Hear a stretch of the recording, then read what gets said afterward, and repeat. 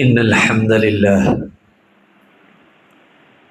نحمده ونستعينه ونستغفره ونؤمن به ونتوكل عليه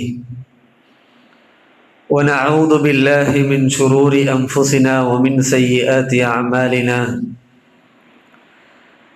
من يهده الله فلا مضل له ومن يضلل فلا هادي له وأشهد أن لا إله إلا الله وحده لا شريك له وأشهد أن محمدًا عبده ورسوله أرسله بالهدى ودين الحق ليظهره على الدين كله ولو كره المشركون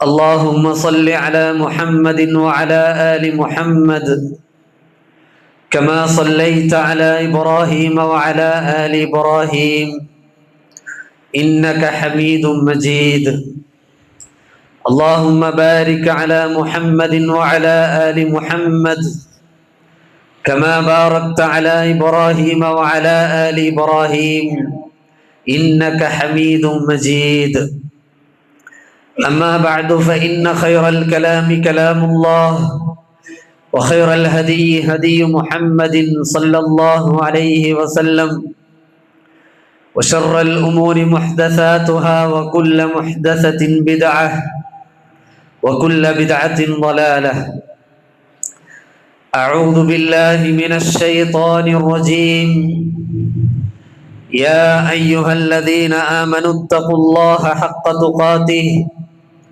ولا تموتن إلا وأنتم مسلمون يا أيها الذين آمنوا اتقوا الله وقولوا قولا سديدا يصلح لكم أعمالكم ويغفر لكم ذنوبكم ومن يطع الله ورسوله فقد فاز فوزا عظيما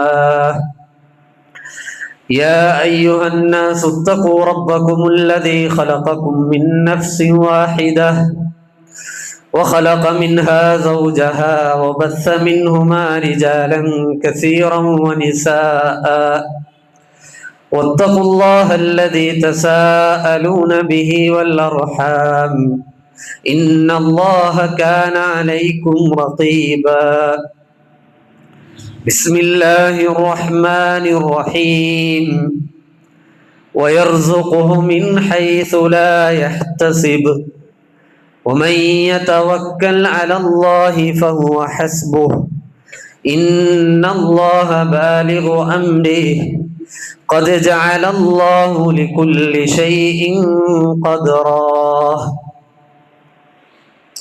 സ്നേഹമുള്ള വിശ്വാസിനികളെ, സഹോദരി സഹോദരന്മാരെ, സർവലോകരക്ഷിതാവായ അള്ളാഹുവിൻ്റെ വിധിവിലക്കുകളും അവൻ്റെ നിയമനിർദ്ദേശങ്ങളും ജീവിതത്തിൻ്റെ എല്ലാ മേഖലകളിലും കാത്തു സൂക്ഷിച്ച് മുത്തഖികളായി ജീവിക്കാൻ ശ്രമിക്കണേ എന്ന് ആദ്യമായി എന്നെയും ശേഷം നിങ്ങൾ ഓരോരുത്തരെയും തഖ്വ കൊണ്ട് വസിയ്യത്ത് ചെയ്യുകയാണ്, ഉപദേശിക്കുകയാണ്. അല്ലാഹു സുബ്ഹാനഹു വ തആല അവനെ സൂക്ഷിച്ച് ജീവിക്കുന്ന ആളുകളിൽ നമ്മെ എല്ലാവരെയും ഉൾപ്പെടുത്തി അനുഗ്രഹിക്കുമാറാകട്ടെ. ധാരാളം ഫിത്നകളും ഒട്ടനവധി പ്രയാസങ്ങൾക്കുമിടയിലാണ് നമ്മളൊക്കെ ജീവിച്ചു കൊണ്ടിരിക്കുന്നത്. ദീനനുസരിച്ച് ജീവിക്കുക എന്നത്, ദീനനുസരിച്ച് ജീവിക്കാൻ ആഗ്രഹിക്കുന്ന ഒരു വ്യക്തിക്ക് കൽ ഖാബിദി അലൽ ജംർ എന്ന് നബി സല്ലല്ലാഹു അലൈഹി വസല്ലം പറഞ്ഞ കൈവെള്ളയിൽ ഒരു തീക്കട്ട പിടിച്ചവനെ പോലെ പ്രയാസമുണ്ടാകുന്ന ഒരു കാലം നിങ്ങളിലേക്ക് എത്തും എന്ന് നബി സല്ലല്ലാഹു അലൈഹി വസല്ലം അറിയിച്ചിട്ടുണ്ട്. ആ കാലം അക്ഷരം പ്രതി നമ്മുടെ മുന്നിൽ ഉള്ളതുപോലെ അനുഭവപ്പെടുന്ന ഒരു സാഹചര്യത്തിലാണ് നമ്മളുടെയൊക്കെ ജീവിതമുള്ളത്.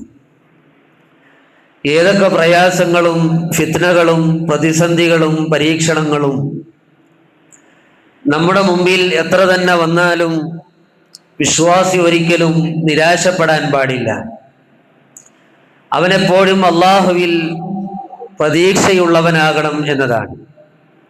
നബി സല്ലല്ലാഹു അലൈഹി വസല്ലം പറഞ്ഞിട്ടുണ്ട്, യുഅ്ജിബുനി അൽ ഫഅ്ലു സാലിഹ്, എനിക്ക് ഏറ്റവും ഇഷ്ടമുള്ളത് ഫഅലാണ് എന്ന് നബി സല്ലല്ലാഹു അലൈഹി വസല്ലം പറഞ്ഞു. സ്വഹാബികൾ ചോദിച്ചു, എന്താ നബിയെ ഈ ഫഅൽ എന്ന് പറഞ്ഞാൽ, അല്ലെങ്കിൽ ഫാൽ എന്ന് പറഞ്ഞാൽ? നബി സല്ലല്ലാഹു അലൈഹി വസല്ലം പറഞ്ഞത് അൽ കലിമത്തുൽ ഹസന എന്നാണ്. നല്ല സംസാരം, നല്ല വിശ്വാസമുള്ളവനാവുക, ശുഭാപ്തി വിശ്വാസമുള്ളവനാവുക, പ്രതീക്ഷ വെക്കുക, അള്ളാഹുവെ കുറിച്ച് നല്ല വിചാരമുള്ളവനാവുക എന്നതാണ് നബി സല്ലല്ലാഹു അലൈഹി വസല്ലം വിവരിച്ചു കൊടുത്തിട്ടുള്ളത്. അപ്പോൾ നമ്മെ സംബന്ധിച്ചിടത്തോളം എത്ര തന്നെ പരീക്ഷണങ്ങൾ വന്നാലും അതിൽ മനം മടുക്കാതെ അള്ളാഹുവിൽ പ്രതീക്ഷ വെച്ച് ജീവിക്കുക എന്നത് വളരെ പ്രധാനപ്പെട്ട കാര്യമാണ്. അതിന് അനിവാര്യമായും നമ്മളിൽ ഉണ്ടായിരിക്കേണ്ട രണ്ട് ഗുണങ്ങളുണ്ട്. അതിലൊന്ന് അൽ യഖീനാണ്, മറ്റൊന്ന് തവക്കുലാണ്. ഇത് രണ്ടും പരസ്പരം പൂരകങ്ങളുമാണ്. യഖീൻ എന്ന് പറഞ്ഞാൽ ഉറച്ച വിശ്വാസവും അള്ളാഹുവിലുള്ള ബോധ്യവുമാണ് യഖീൻ എന്നതുകൊണ്ട് ഉദ്ദേശിക്കുന്നത്. അതായത് അള്ളാഹുവിന്റെ നാമഗുണ വിശേഷണങ്ങൾ മുഖേന അള്ളാഹുവിനെ തിരിച്ചറിയുകയും ഈ ലോകത്ത് എന്തൊക്കെ സംഭവിക്കുന്നുണ്ട് എങ്കിലും, എൻ്റെ ജീവിതത്തിലാണെങ്കിലും നമ്മുടെ രാജ്യങ്ങളിലാണെങ്കിലും ഈ ലോകത്താണെങ്കിലും എവിടെയൊക്കെ എന്തൊക്കെ സംഭവിച്ചാലും അതൊക്കെ അള്ളാഹുവിന്റെ വിധിയിലുള്ള അവന്റെ തീരുമാനപ്രകാരമാണ് അത് സംഭവിക്കുന്നത് എന്ന് തിരിച്ചറിഞ്ഞുകൊണ്ട് അള്ളാഹുവിൽ അചഞ്ചലമായി വിശ്വസിച്ച് അവനിൽ പ്രതീക്ഷ വെച്ച് ജീവിക്കുക എന്നതാണ് യഖീൻ കൊണ്ട് അർത്ഥമാക്കുന്നത്. അള്ളാഹു സുബ്ഹാനഹു വ തആല നമ്മെ ഒരിക്കലും കൈവടിയുകയില്ല എന്നും അള്ളാഹുവിന്റെ സഹായം തീർച്ചയായും എനിക്കുണ്ടായിരിക്കുമെന്നും അത് അള്ളാഹുവിന്റെ വാഗ്ദാനമാണല്ലോ, അതുകൊണ്ട് അവൻ തീർച്ചയായും പാലിക്കും എന്നൊക്കെയുള്ള ഉറച്ച ബോധ്യത്തിനാണ് യഖീൻ എന്നതുകൊണ്ട് അർത്ഥമാക്കുന്നത്. അഥവാ ഉറച്ച വിശ്വാസം, ദൃഢവിശ്വാസം എന്നൊക്കെ നമുക്ക് മലയാളത്തിൽ അർത്ഥം പറയാൻ പറ്റും. അതുപോലെ തന്നെയാണ് തവക്കുലും, അതായത് അള്ളാഹുവിലേക്ക് ഏൽപ്പിക്കുക എന്നതാണ്. ഭരമേൽപ്പിക്കുക എന്ന് വേണമെങ്കിൽ നമുക്ക് മലയാളത്തിൽ അർത്ഥം പറയാൻ കഴിയും. യഖീനും തവക്കുലും ഒക്കെ നമ്മൾ ഒരുപാട് കേട്ട പദപ്രയോഗങ്ങളാണ്. അത് കേവലം ചില പദപ്രയോഗങ്ങൾ മാത്രമല്ല. പലപ്പോഴും നമ്മുടെ ജീവിതത്തിൽ തവക്കൽതു അലല്ലാഹ് എന്ന് നമ്മൾ പറയാറുണ്ട്. അതല്ലെങ്കിൽ വീടുകളിൽ നമ്മൾ തൂക്കി വെക്കാറുണ്ട്. വാഹനങ്ങളിൽ നമ്മൾ എഴുതി സ്റ്റിക്കറാക്കി ഒട്ടിച്ചു വെക്കാറുണ്ട്. സഹോദരങ്ങളെ, അങ്ങനെ ഒരാൾ എഴുതി വെച്ചത് കൊണ്ടോ ഒട്ടിച്ചത് കൊണ്ടോ ഒരിക്കലും നമ്മുടെ ജീവിതത്തിൽ തവക്കുൽ ഉണ്ടായിക്കൊള്ളണം എന്നില്ല. ജീവിതത്തിന്റെ ഏത് ഘട്ടത്തിലും എനിക്കെന്റെ റബ്ബ് മതി എന്ന ഉറച്ച വിശ്വാസവും ഭരമേൽപ്പിക്കലുമാണ് യഖീനും തവക്കുലും. ഈ തവക്കുലിന്റെ വിഷയത്തിൽ നമ്മൾ ചരിത്രങ്ങൾ പരിശോധിച്ചാൽ രണ്ട് വഴികളിലൂടെ ആളുകൾ വഴിമാറി സഞ്ചരിച്ച് നമുക്ക് കാണാൻ കഴിയും. അതിലൊന്ന് സൂഫികളാണ്, ത്വരീഖത്തുകാരാണ്. അവർ തവക്കുലാണ് എന്ന പേര് പറഞ്ഞുകൊണ്ട് അനിവാര്യമായും ജീവിതത്തിൽ നമ്മൾ ചെയ്യേണ്ട കാര്യങ്ങളൊന്നും ചെയ്യാതെ പൂർണ്ണമായി അള്ളാഹുവിൽ ഭരമേൽപ്പിച്ചു. അതായത് അസ്ബാബുകളെ പോലും ഒഴിവാക്കിക്കൊണ്ട് നമ്മൾ ചെയ്യേണ്ടതായ കുറെ കാര്യങ്ങളുണ്ട്, കുറെ കാരണങ്ങളുണ്ട്. ആ കാര്യങ്ങളൊന്നും തന്നെ ചെയ്യാതെ, ഒരു ജോലിയും ചെയ്യാതെ ഞാനിതാ അള്ളാഹുവിൽ തവക്കുലാക്കിയിരിക്കുന്നു. അതല്ലെങ്കിൽ എന്തെങ്കിലും അപകടം വന്നാൽ, അതല്ലെങ്കിൽ ഒരു രോഗം വന്നാൽ ഡോക്ടറെ കാണിക്കാതെ, മരുന്ന് കഴിക്കാതെ, ചികിത്സിക്കാതെ ഞാൻ അള്ളാഹുവിൽ തവക്കുൽ ചെയ്തിരിക്കുന്നു എന്ന് പറയുന്ന, ഞാൻ എല്ലാം അള്ളാഹുവിലേക്ക് സമർപ്പിച്ചിരിക്കുന്നു, ഭരമേൽപ്പിച്ചിരിക്കുന്നു എന്ന് പറയുക എന്നത് തവക്കുലല്ല. അത് സൂഫികളുടെ തവക്കുലാണ്. അത് തവക്കുലിന്റെ ഒരിക്കലും അതിന്റെ കീഴിൽ വരുന്ന കാര്യമേ അല്ല. ഇത് മറിച്ച് അള്ളാഹുവിനെ പരിഹസിക്കുന്നത് തുല്യമാണ്. കാരണങ്ങൾ സ്വീകരിക്കുന്നില്ല, നമ്മൾ ചെയ്യേണ്ടതായ കാര്യങ്ങൾ ചെയ്യുന്നില്ല. ഇതിന് പണ്ഡിതന്മാര് പറഞ്ഞ തവാക്കുൽ എന്നതാണ്. ചില നാട്യങ്ങളാണത്, ചില നാടകങ്ങളാണ് അവൻ കാണിച്ചു കൊണ്ടിരിക്കുന്നത്, യഥാർത്ഥ തവക്കുലല്ല. ഇനി മറ്റൊരു വിഭാഗമുണ്ട്. അവരെങ്ങനെയാണ്? അസ്ബാബുകളെ മാത്രം അവലംബിക്കുന്ന ഒരു രീതിയാണ്. നമ്മൾ ചെയ്യേണ്ട എല്ലാ കാര്യങ്ങളും ഭംഗിയായി അവർ ചെയ്യും. കാരണങ്ങളെ മാത്രം ആശ്രയിക്കുകയും പടച്ച റബ്ബിനെ, അള്ളാഹുവിനെ പൂർണ്ണമായി വിസ്മരിക്കുകയും ചെയ്യുന്ന അവസ്ഥ ചില ആളുകളിൽ നമുക്ക് കാണാൻ കഴിയും. ഈ കാര്യങ്ങളൊക്കെ ചെയ്താൽ തന്നെ, നമ്മൾ ചെയ്യേണ്ട എല്ലാം ചെയ്താൽ തന്നെ എല്ലാമായി എന്ന വിചാരത്തിൽ എല്ലാം അതിലേക്ക് മാത്രം, കാരണങ്ങളിലേക്ക് മാത്രം സമർപ്പിക്കുന്ന ഒരു രീതി ചില ആളുകളിൽ കാണാൻ കഴിയും. ഇത് രണ്ടും ശരിയല്ല. നമ്മൾ ചെയ്യേണ്ട കാര്യങ്ങൾ നമ്മൾ ചെയ്തുകൊണ്ട് അള്ളാഹുവിലേക്ക് പൂർണ്ണമായി തവക്കുൽ ചെയ്യുക എന്നതാണ് യഥാർത്ഥത്തിലുള്ള തവക്കുൽ എന്ന് നമ്മൾ തിരിച്ചറിയുക. പടച്ച റബ്ബിലേക്ക് പൂർണ്ണമായി കാര്യങ്ങൾ മുഴുവൻ ഏൽപ്പിക്കുകയും അള്ളാഹു നിശ്ചയിച്ചിട്ടുള്ള, അവൻ ന്യായമായി പറഞ്ഞിട്ടുള്ള, അവൻ ഹലാലായി നമുക്ക് മാർഗമായി കാണിച്ചു തന്നിട്ടുള്ള കാര്യങ്ങളെ പൂർണ്ണമായി സ്വീകരിക്കുകയും അത് ചെയ്യുകയും ശേഷം അള്ളാഹുവിലേക്ക് പൂർണ്ണമായി സമർപ്പിക്കുകയും ചെയ്യുക എന്നതാണ് യഥാർത്ഥത്തിലുള്ള ശരിയായ തവക്കുൽ എന്നതുകൊണ്ട് ഉദ്ദേശിക്കുന്നത്. ഇങ്ങനെ ഒരാൾ അള്ളാഹുവിൽ തവക്കുലാക്കി കഴിഞ്ഞാൽ അവന്റെ എല്ലാ കാര്യങ്ങളും അള്ളാഹു ശരിയാക്കും, ഏറ്റെടുക്കും എന്നത് പരിശുദ്ധ ഖുർആനിന്റെ വാഗ്ദാനമാണ്. അതാണ് ഞാൻ ആമുഖമായി ഓതിവെച്ച വചനത്തിൽ അള്ളാഹു പറഞ്ഞത്, വമൻ യതവക്കൽ അലല്ലാഹി ഫഹുവ ഹസ്ബുഹു. ആരാണോ അള്ളാഹുവിൽ ഭരമേൽപ്പിക്കുന്നത് അവൻ അള്ളാഹു മതിയായിട്ടുള്ളവനാണ്. അതാണ് പ്രവാചകന്മാരുടെ ജീവിതത്തിൽ നമുക്ക് കാണാൻ കഴിയുക. ഇബ്രാഹിം നബി അലൈഹി സ്വലാത്തു വസ്സലാം, അദ്ദേഹത്തിനെതിരെ നാട്ടിലെ ഭരണാധികാരിയും എല്ലാ ആളുകളും അദ്ദേഹത്തിന് എതിരെ ഒരുമിച്ച് കൂടുകയും വലിയ തീ കുണ്ടാരമൊരുക്കി അതിലേക്ക് വലിച്ചെറിയപ്പെടാൻ ഞാനിതാ പോകുന്നു എന്ന് പൂർണ്ണമായി മഹാനായ ഇബ്രാഹിം അലൈഹി സ്വലാത്തു വസ്സലാമിന് ബോധ്യമുണ്ട്. എന്നാലും എന്റെ മുമ്പിലുള്ള വഴികൾ അടഞ്ഞിട്ടില്ല, ഞാൻ എന്റെ അല്ലാഹുവിൽ യഖീനുള്ളവനാണ്, അവനിൽ ഞാനിതാ തവക്കുൽ ചെയ്യുന്നു എന്ന ഉറച്ച ബോധ്യത്തോടുകൂടി അള്ളാഹുവിലേക്ക് കാര്യങ്ങൾ ഏൽപ്പിച്ചപ്പോൾ ആ തീയുടെ പ്രകൃതിയെ പോലും മാറ്റി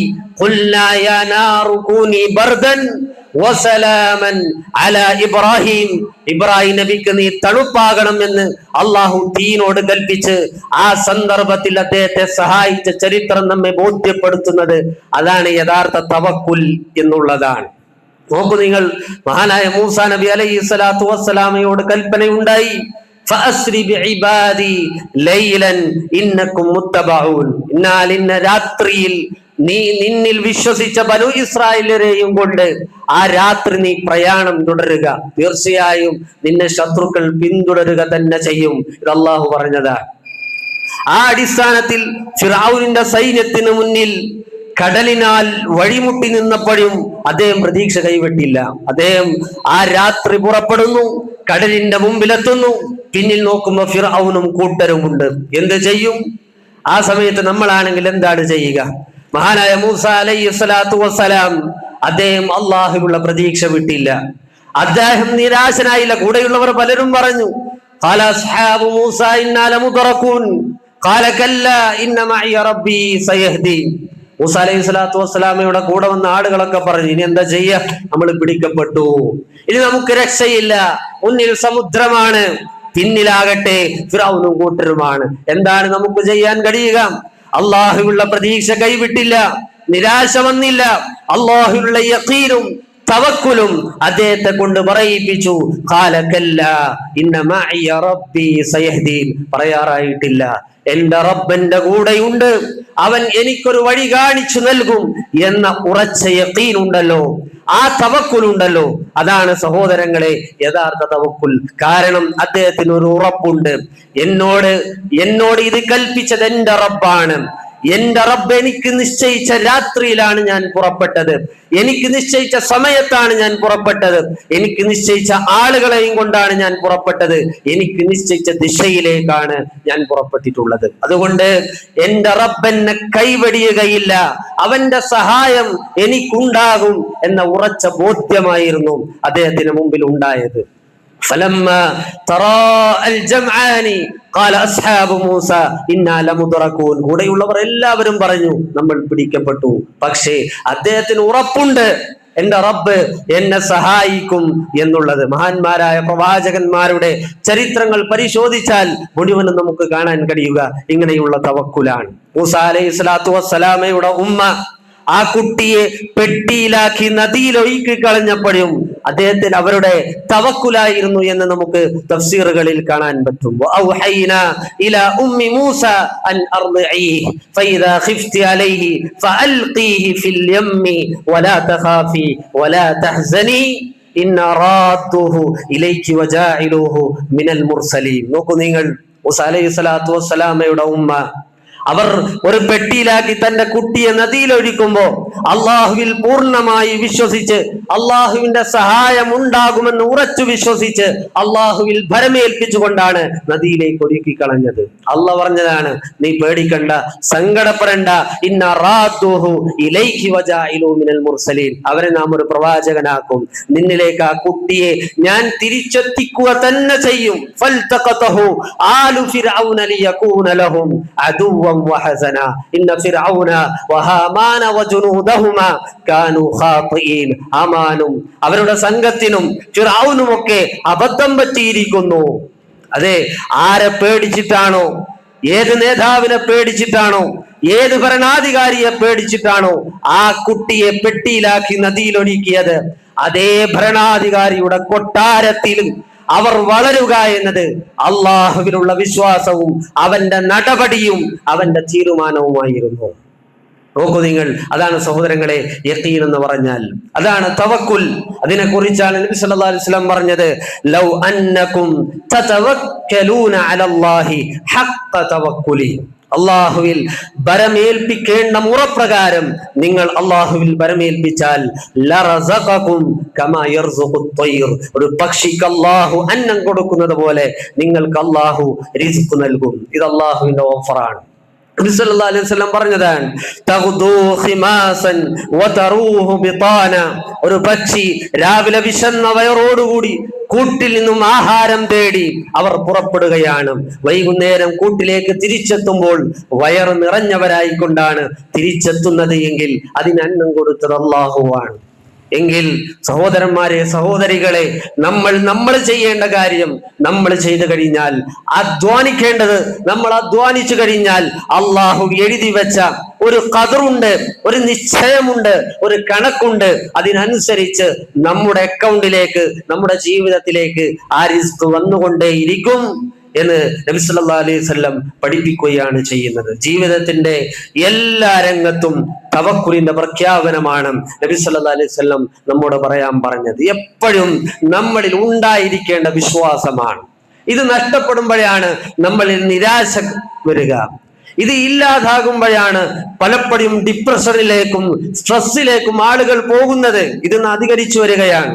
മുമ്പത്തെ കാലത്ത് ഒരു 40 കഴിഞ്ഞിട്ടുള്ള ആളുകൾക്കാണ് ഈ ഇങ്ങനെയുള്ള നിരാശകൾ വന്നിരുന്നെങ്കിൽ, ഡിപ്രഷനുകൾ വന്നിരുന്നെങ്കിൽ, ഇപ്പോഴത്തെ കണക്കനുസരിച്ച് 12 വയസ്സ് മുതലുള്ള കുട്ടികൾക്ക് വരെ ഇങ്ങനെയുള്ള വിഷാദ രോഗങ്ങൾ, മാനസികമായ രോഗങ്ങൾ വരുന്നു എന്നാണ് കണക്ക്.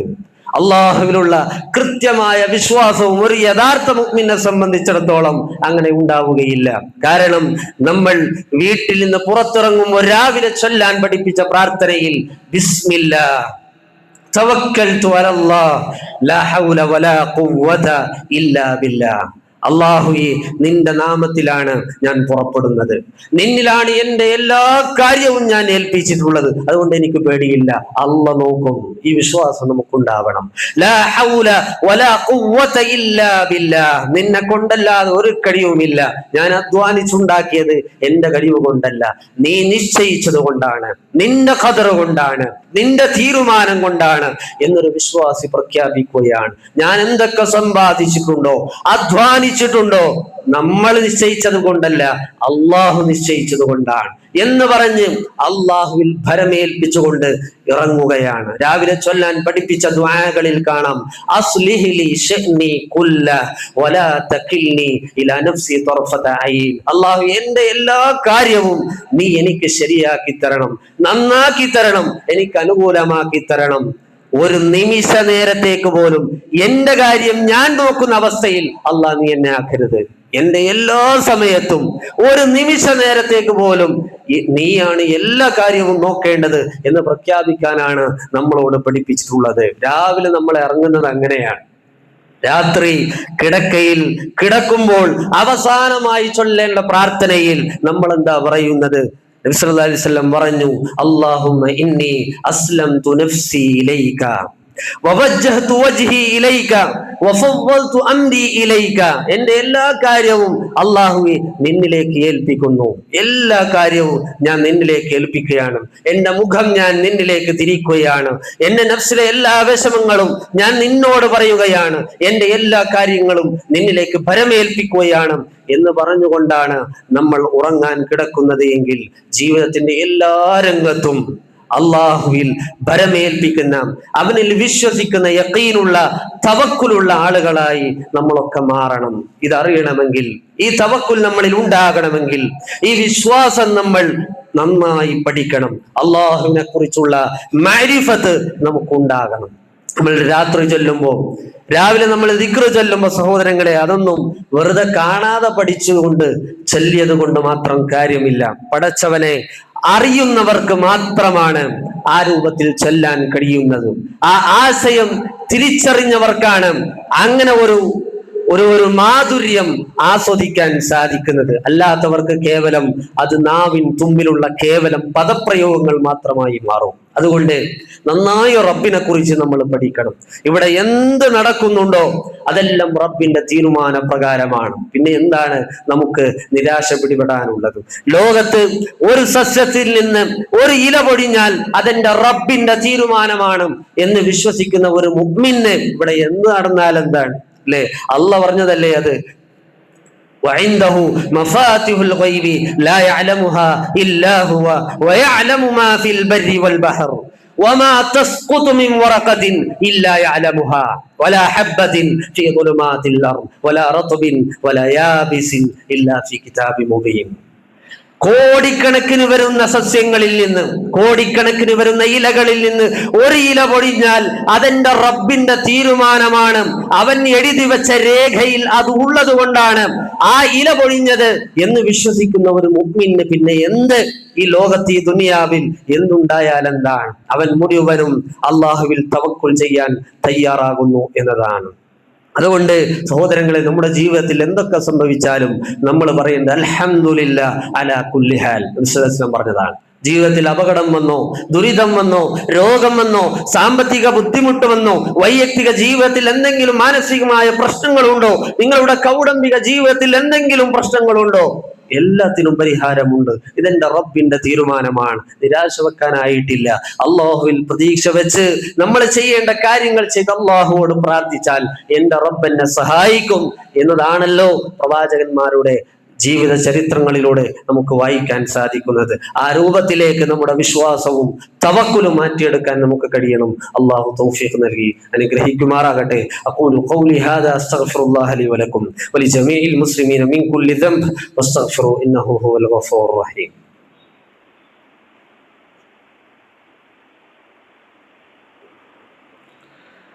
അൽഹംദുലില്ലാഹ് അസ്സലാത്തു വസ്സലാമു അലാ റസൂലില്ലാഹി വഅലാ ആലിഹി വസഹ്ബിഹി അജ്മഈൻ. അമ്മാ ബഅദ്.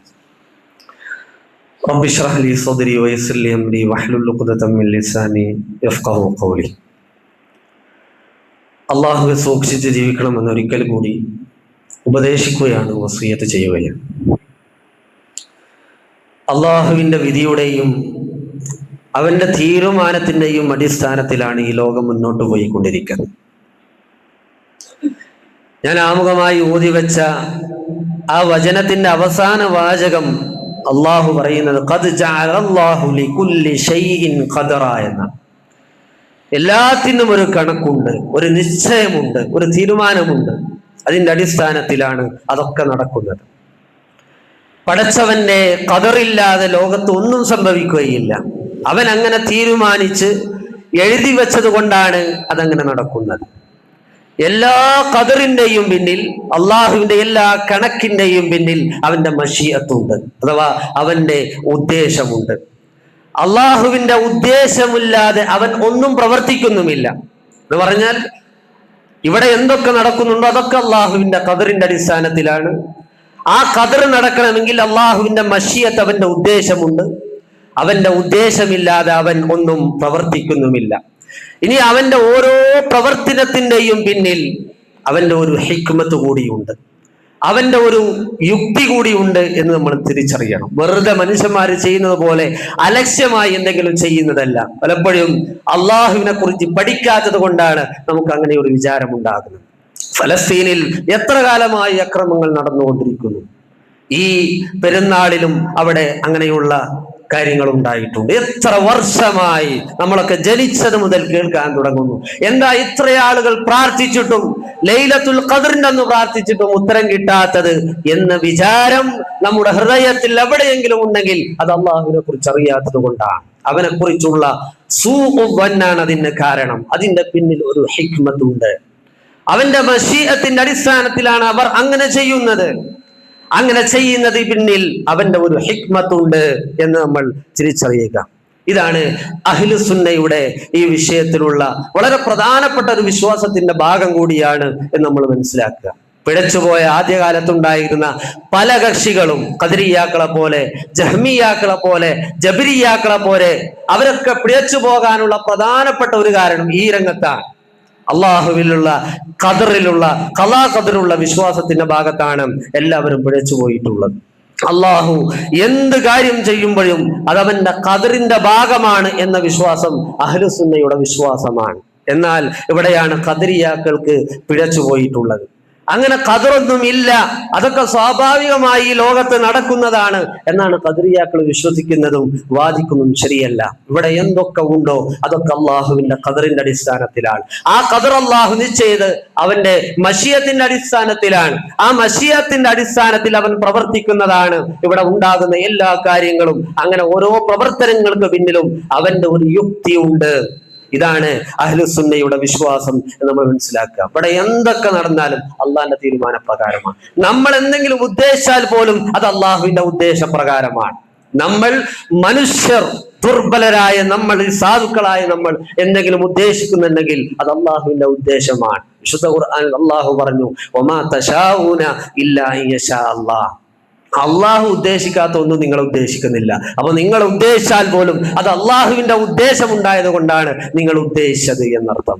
സഹോദരങ്ങളെ, അങ്ങനെയാണ് എല്ലാ കാര്യങ്ങളും ഇവിടെ നടക്കുന്നത്. ആ ഖദറും ഉദ്ദേശവും അള്ളാഹു വെറുതെ നിശ്ചയിച്ചിട്ടുള്ളതല്ല, മറിച്ച് അതിന്റെ പിന്നിൽ ചില യുക്തികളുണ്ട്. അള്ളാഹു ഹക്കീമാണ്, ഹിക്മത്തുൻ ബാലിഗ, അങ്ങേ അറ്റത്തെ യുക്തി അതിന്റെ പിന്നിലുണ്ട് എന്ന തിരിച്ചറിവ് നമുക്കുണ്ടാവുക. അള്ളാഹുവിന്റെ നാമമാണ് ഹക്കീം എന്നത്, യുക്തിയുള്ളവൻ എന്നാണ് അർത്ഥം. ഹക്കീമുൻ അലീം എന്ന് ഖുർആനിൽ ഒരുപാട് തവണ അള്ളാഹു പ്രയോഗിച്ചിട്ടുണ്ട്. അവന്റെ എല്ലാ നാമങ്ങളും അത്യുത്തമമായ നാമങ്ങളാണ്. അസ്മാഉൽ ഹുസ്ന എന്നാണ് ഖുർആനിലുള്ളത്. വലില്ലാഹിൽ അസ്മാഉൽ ഹുസ്ന ഫദ്ഉഹു ബിഹാ. അവനൊക്കെ അത്യുത്തമമായ നാമങ്ങളുണ്ട്, അതിനനുസരിച്ചുമുള്ള ഗുണങ്ങളും വിശേഷണങ്ങളും ഉണ്ട് എന്ന് നമ്മൾ തിരിച്ചറിയുക. നമ്മളെ പോലെയുള്ള പേര്, ചിലപ്പോൾ നമ്മളെ പേര് അതിന്റെ ഗുണവുമായി യാതൊരു ബന്ധവും ഉണ്ടാവില്ല. ചിലപ്പോൾ പേര് സാദിഖ് എന്നായിരിക്കും, അല്ലെങ്കിൽ സിദ്ദീഖ് എന്നായിരിക്കും, പക്ഷെ അവന്റെ ജീവിതത്തിൽ അവൻ നന്നായി കളവ് പറയുന്നവനാണ്. എന്നാൽ അള്ളാഹു അങ്ങനെയല്ല. അവന്റെ പേരിനനുസരിച്ച് ഗുണമുള്ളവനാണ് അള്ളാഹു സുബ്ഹാനഹു വ തആല. വിശേഷണങ്ങൾ അതിന്റെ അടിസ്ഥാനത്തിൽ ഉണ്ടാകും എന്ന് മനസ്സിലാക്കി അവന്റെ നാമഗുണ വിശേഷണങ്ങളിലൂടെ, ഖലാ ഖദറിലൂടെ അള്ളാഹുവിലേക്ക് യഖീൻ, അത് നല്ല ബന്ധമുള്ളതാണ്. പരസ്പര പൂരങ്ങൾ ഖലാ ഖദറും തവക്കുലും യഖീനും പരസ്പരം ബന്ധമുള്ളവയാണ്. അത് തിരിച്ചറിഞ്ഞ് അള്ളാഹുവിനെ കുറിച്ചുള്ള ധാരാളമായ അറിവുകൾ നേടി ഇങ്ങനെയുള്ള വിശ്വാസത്തിലേക്കും തവക്കുലിലേക്കും യഖീനിലേക്കും എത്തിച്ചേരാൻ നമുക്ക് കഴിയണം. അള്ളാഹു തൗഫീഖ് നൽകി അനുഗ്രഹിക്കുമാറാകട്ടെ. നമ്മൾ ഇന്ന് വന്നുപോയ ചെറുതും വലുതുമായ എല്ലാ തെറ്റുകുറ്റങ്ങളും അള്ളാഹു സുബ്ഹാനഹു വ തആല വിട്ടുപുറത്ത് മാപ്പാക്കി തരുമാറാകട്ടെ. കടം കൊണ്ട് കഷ്ടപ്പെടുന്ന ആളുകളുണ്ട്. അള്ളാഹുവെ, എല്ലാവരുടെ പ്രയാസവും നീ എത്രയും പെട്ടെന്ന് നീക്കി കൊടുക്കണമേ. ഒരുപാട് ആളുകൾ രോഗികളായി കഴിയുന്നുണ്ട്. അള്ളാഹുവെ, എല്ലാവരുടെ രോഗവും നീ ശിഫ പ്രദാനം ചെയ്ത് അനുഗ്രഹിക്കണമേ. ഒരുപാട് ആളുകൾ നമ്മൾ ഇന്ന് മരണപ്പെട്ടു പോയിക്കൊണ്ടിരിക്കും. നമ്മുടെ മാതാപിതാക്കൾ, ഗുരുക്കന്മാർ, ഉസ്താദുമാർ, നേതാക്കന്മാർ, നമ്മുടെ അയൽവാസികൾ, ബന്ധുക്കൾ. അള്ളാഹു എല്ലാവരുടെ ഖബറിടവും നീ വിശാലമാക്കി കൊടുക്കണമേ.